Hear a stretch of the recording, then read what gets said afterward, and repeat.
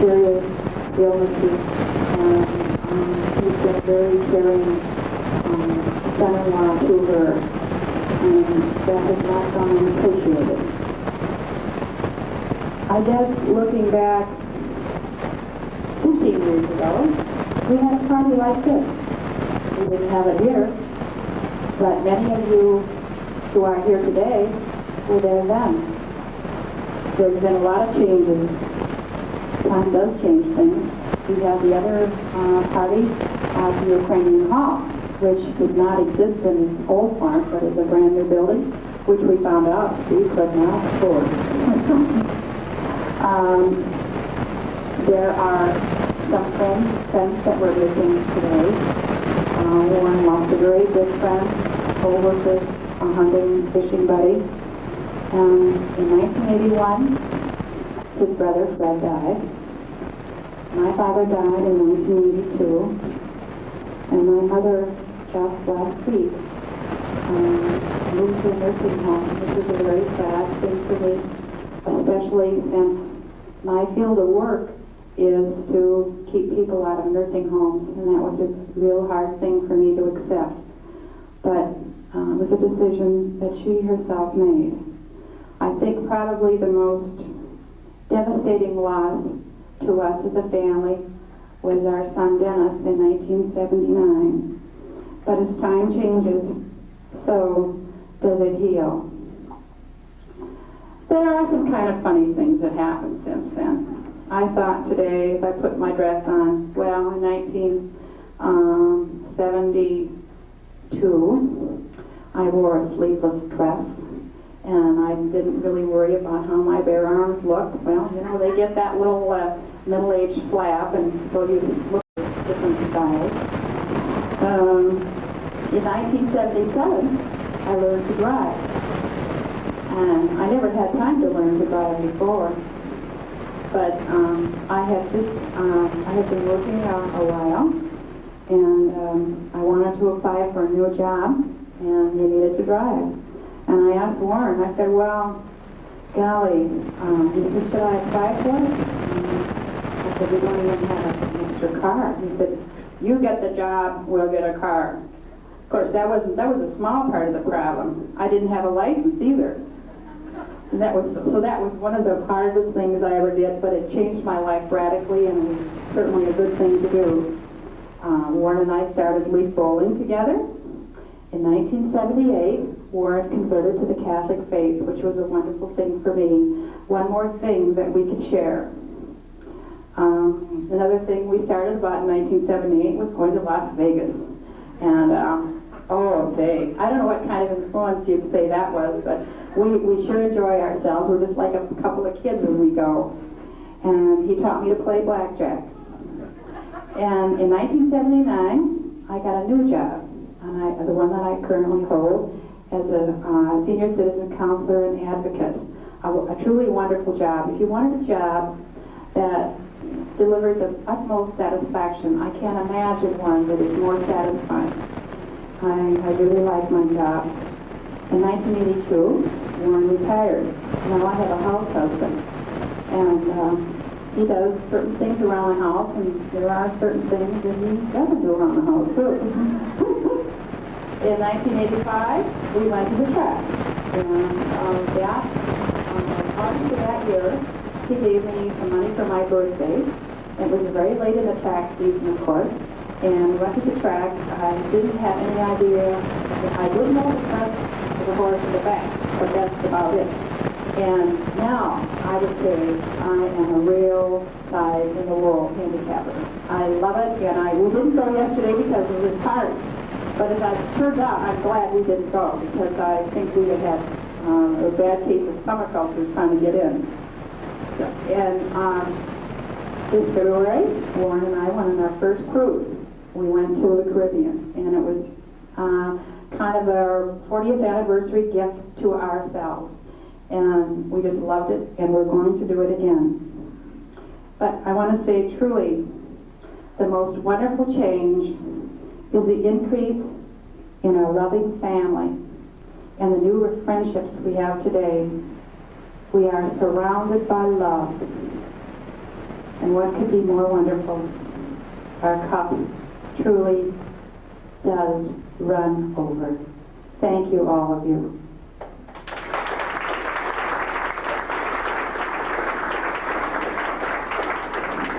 Father Albert will now help us renew on our marriage vows.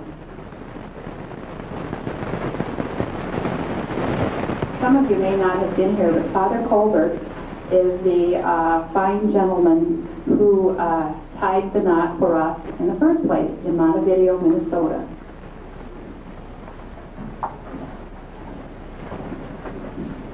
She didn't tell everything that happened. She read off a list of things that happened in her married life, and I think I did. A few things that happened before. We're in a town in Montevideo, it's about a town of 6,000 out west, and it's 95% predominantly non-Catholic, and it was just getting out of the Depression, and they had a mayor in town, and he thought it would be good to sell out, and he sold out to another person, and the other person seemed to keep all his friends, but then this person thought it would be better for him to sell out, and someone revived the town and set the same place for restaurant. And he sold out the restaurant to a man named Mr. Carlson, who had a daughter named Evelyn. And Evelyn used to help out her dad. She'd behind the cash register and like in a small town. As soon as a new teacher comes in and somebody new, they have a very strong community life. When you're talking about community life, you have to go to a small town to get it. And they all want to impress themselves with Evelyn and try to make a good, I'll say a kind word. And the townsfolk said, well, things have changed in this restaurant because everybody's going up there now. All the young people are making this their headquarters, looking for a chance to meet Evelyn was there. And their business increased so much so that the next thing we knew that Evelyn was getting married and wanted to come to our house. And I said, well, you better keep that quiet for some time. And she asked me to come.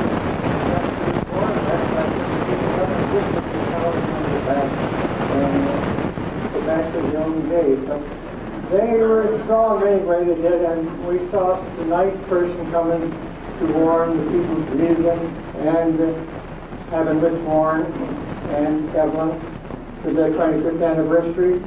I used to check up on Warren because I knew a friend that worked with him and kept me informed. Then I knew a priest, who's a Polish priest, Father Walsh, and he always told me about this great family that had here in this St. Lawrence Parish, what pillars of the church they were, what they did, and it was a fine family. And I let him talk on, and then finally I said to him, well, who is the family? Well, he told me, well, I said, I might as well tell you that I witnessed a marriage back in Montevideo, and they're responsible for things that are happening. I was with Warren when he had his retirement party, and I'm with him today. And when Evelyn called me this morning and said she would like to renew her vows, I said to her, well, are you sure you want to renew your vows?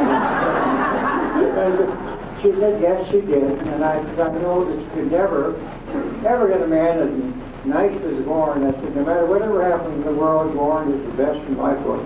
And I said, I don't believe in repeating vows after each other, and the priest saying words like copycat or after your vows that way. So I wrote out there to renew their vows tonight, and I sent the team a copy to Warren to read first, and I'm giving a copy to Evelyn. And after the vows are said, I'll give her a blessing.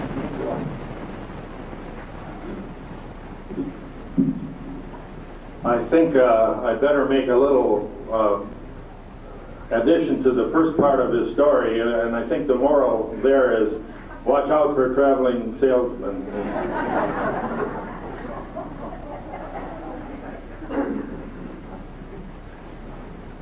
I, Warren, renew to you, Evelyn, the promises that I made to you so many years ago.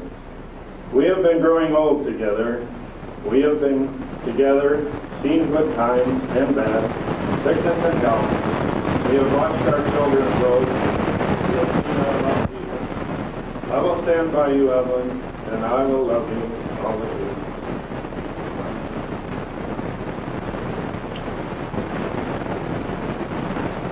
I, Evelyn, renew to you, Warren, the promises I made to you many years ago. We have been growing old together.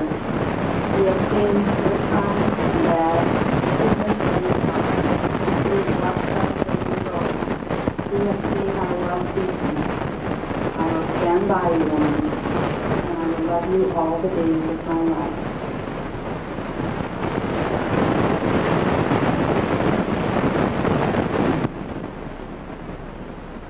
May the peace of Christ remain always with you. May the peace of Christ remain in your heart and in your home. May you have true friends to stand by you both in joy and in sorrow. May you be ready and willing to help and to comfort all those who come to your need. May the blessings promised to the Compassionate One be yours in abundance.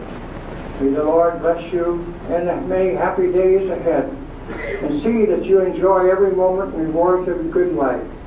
May after you have served him loyally in this kingdom on earth, he may welcome you in the eternal kingdom in heaven. In the name of the Father, and of the Son, and of the Holy Spirit. Amen. Congratulations.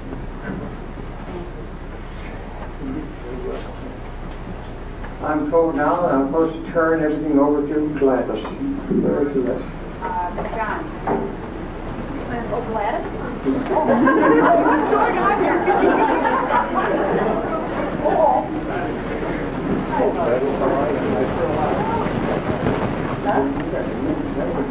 Younger than me. Can you hear me? Okay. This is dedicated to Evelyn and Warren. The grain samplers were a motley crew. They came to Montevideo to make a test or two. And when in town they had to eat, and food at Carlson's couldn't be beat. Besides, the meals came with a smile from a waitress who could also type and file. One of those young men caught her eye, and he sat and he looked and he gave her a smile. They started seeing each other after first. Then love between them started to first. And it wasn't long before plans were laid. And on April 27th, their vows were made. They moved to St. Paul to start a new life. A loving husband and a caring young wife. From that time on, they were quite a pair. But it wasn't long before they had to share. As babies came along, one by one, there was Phyllis and Ellen and Warnie and John. And lo and behold, in May of '54, Mary Jo and Roger added two more. Well, the house was getting somewhat full, but it only created a little lull. After that, they only one by one. Charlie Janet, Dennis Rand, Mindy and Marge, and even dozen before they were done. The house was just so full of love, there wasn't much room to push and shove. And a happier group would be hard to find, because the two who started it were one of a kind. Now the house still echoes, children come, so the family still growing right into the house. Its grandkids shout and cry that are heard, but love still flows as a look forward. Just look around at what they've done in 40 years with both clouds and sun. Evie and Warren have a right to be proud. They deserve applause, long and loud. And here's wishing you two 40 more, together to face whatever's in store. We love you both and give you our best. So I'll quit with the rhyme and let it rest.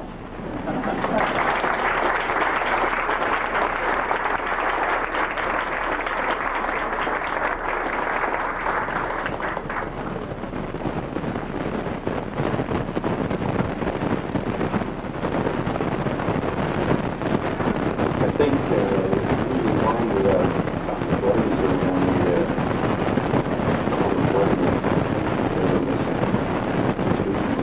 with that, I'd like to present the wedding bands.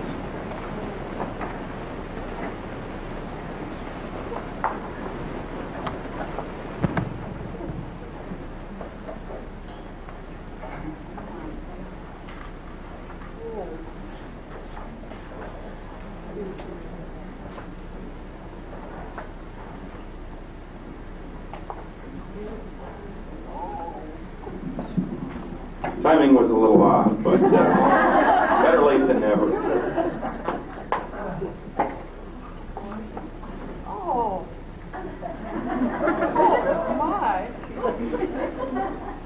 I'm hoping. You never know what your kids are going to do. Well, on behalf of my brothers and sisters, I'd like to thank all of you for showing up today and sharing this special event. I know for me, there's a lot of emotion as I stand up here, a lot of memories and thoughts as I think back over the years and all the special moments that I've shared with my family. I've got a tremendous amount of respect, love, and admiration for what my mom and dad have done over the years, the sacrifices, the hard work, and the love that they've put forth. There's a lot of things that I could probably share with you today, memories and so forth, and it could take quite a while, but I was thinking back the other day, something that struck a chord. It was probably some 20-odd years ago in the summer when the mom and dad would make plans to take a family vacation. And what that would mean would be probably a week beforehand stockpiling just a ton of groceries to feed, 14 kids for a week up the lake, and packing tons of clothes and so forth. But anyway, on this particular summer, I think we had the 56 Plymouth, and it was a modest vehicle. My dad wasn't known to go out and buy the brand new models, but it did the job. But that's neither here nor there. But what I do remember about that summer day is, and if you look at the car after we had it all piled up and packed, it looked like Ma and Pa Kettle going somewhere. It was kind of a joke.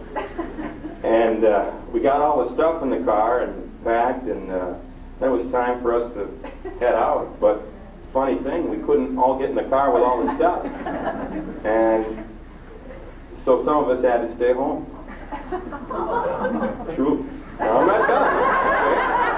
Okay. Well, I was one of the lucky ones that got to go on the first trip. And, we looked forward to these trips. It was a lot of fun. It really was. And we got up to the lake and we unpacked, and my dad looked over at me and he said, "Well, John, you want to come back with me now, and for the second trip?" And I said, "Are you kidding?" But anyway, that's just a small example of some of the adjustments that you have to make with a large family, and we did what we had to do, and I think it was a good lesson for me.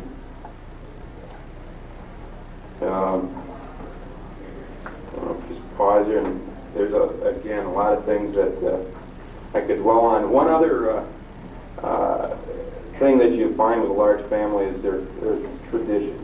And for our family, it was very important to sit down and eat together at the supper table. We had a big, long table in the dining room where we'd all sit, and we had our places, and that was very important. And on Saturdays, after the meals, we'd all have our baths, and my dad usually would pop a couple of big bowls of popcorn, and we'd sit and watch Jackie Gleason, and maybe to follow Lawrence Welk. And one of the things I was retelling with some of my brothers and sisters is how we used to watch the show, and I can recall my mom and dad would say, if you remember, there were a couple different groups on some of these shows, the Osmond family, and the Lennon sisters, and I can recall back my parents remarking, now wouldn't it be nice if our family could get up there like the Osmonds?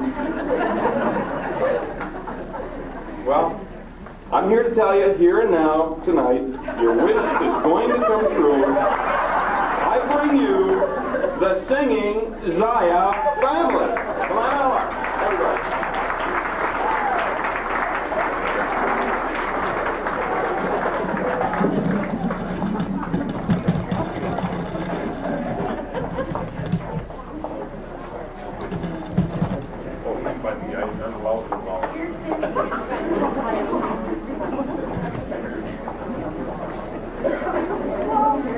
And on the last stanza, we'd like you all to join in. I'm sure you'll know this song.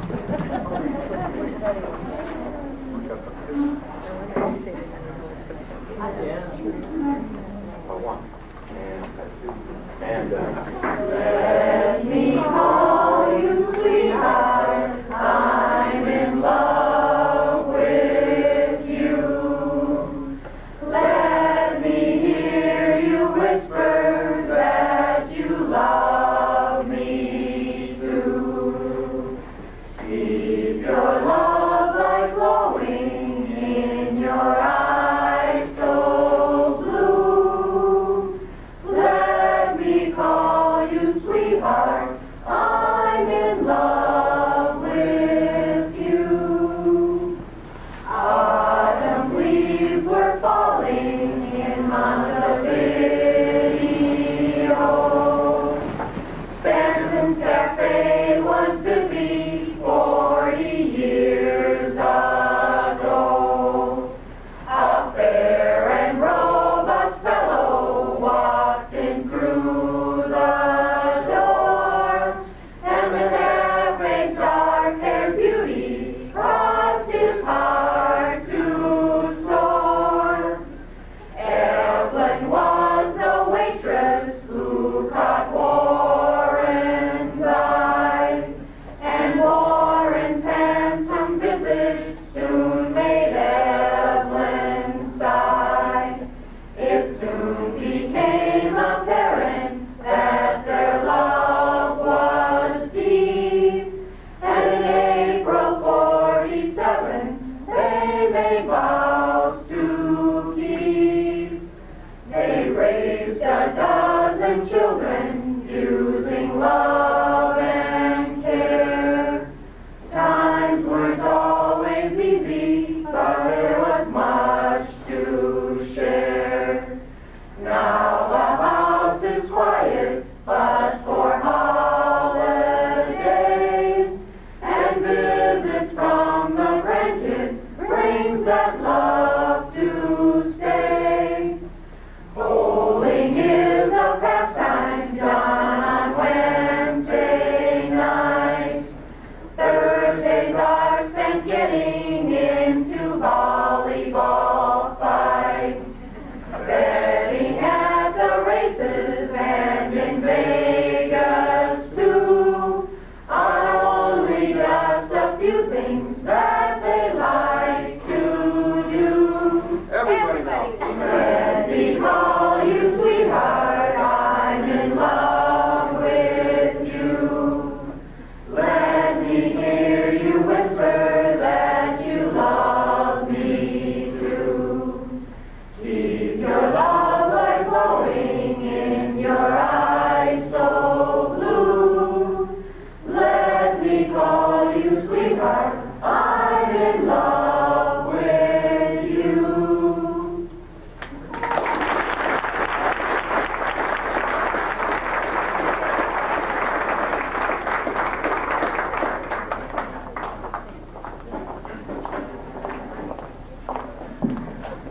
What do you do for an encore after something like that? We just want to say thank you to everybody for coming. And this is a day we'll never forget. Thanks to all of you. It's just wonderful. We'll be cutting the cake, and as I said, if you want to come up and get a piece, fine. Otherwise, it'll be brought to your table. enjoy yourselves. The tables will be shifted around to make room for a dance floor, and we'll take this down because the band is waiting to set up. Thanks, everybody. And maybe Warren wants to add his 2 cents worth.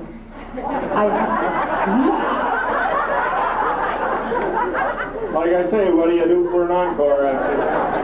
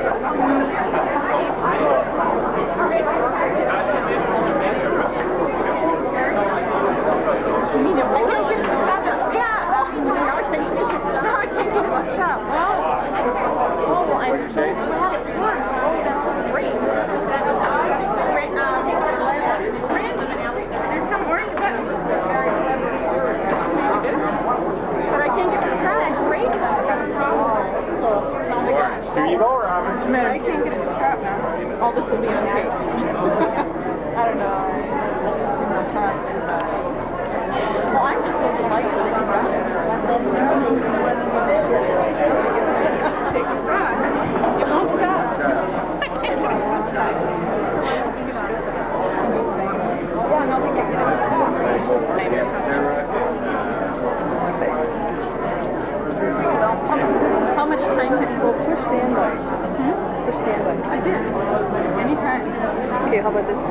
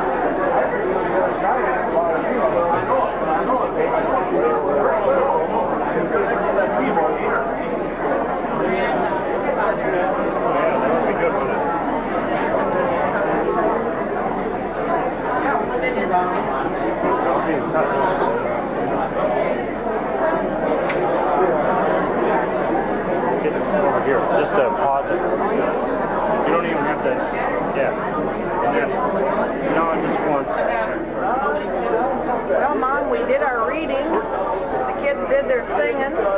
Now we're about ready to dance.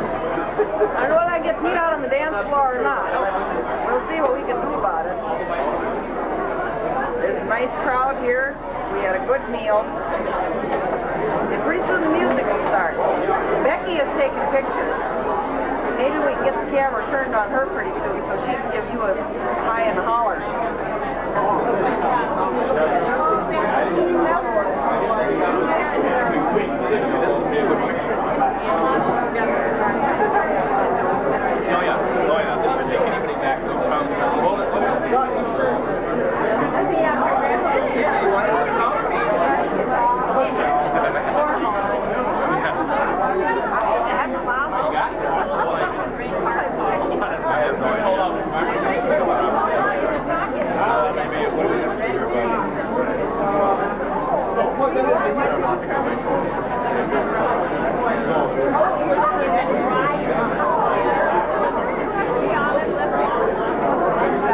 You're going to go sit here.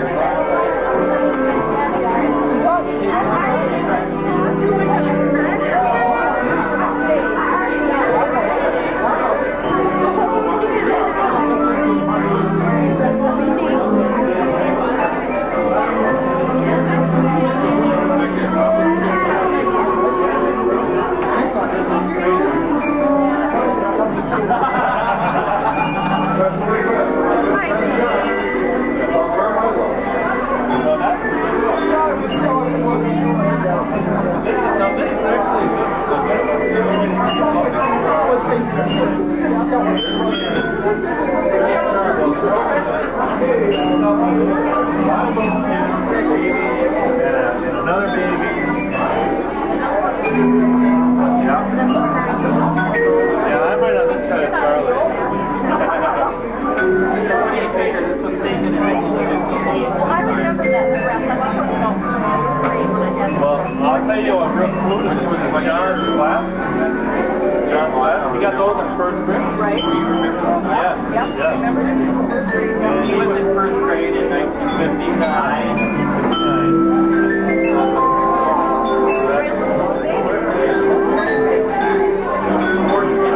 Oh, was she? Oh, I know. John was in first grade in 58. That was a great conversation. In the fall of 59 is when I started kindergarten. Well, this must have been in a fancy dress. Green, nice.